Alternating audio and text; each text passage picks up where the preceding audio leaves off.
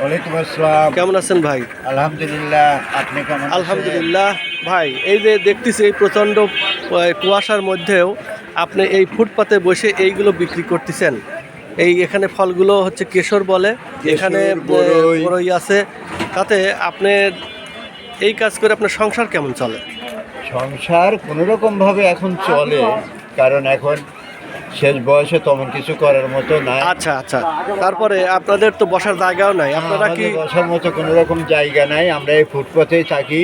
ঝড় বৃষ্টি রোদের মধ্যে খুব কষ্ট হয়। খুব কষ্ট করে এখানেই থাকি, এইগুলোই আচ্ছা আচ্ছা, করি।